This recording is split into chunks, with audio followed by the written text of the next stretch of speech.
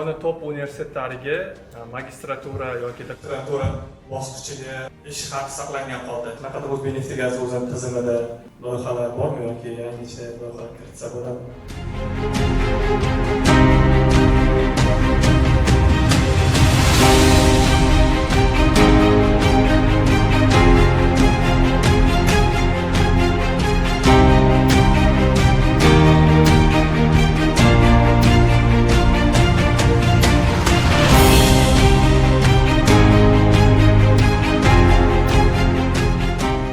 Dunyo bo'yicha rivojlangan kompaniyalarda har bir soha bo'yicha mahorat tanlovi degan tanlov bo'ladi.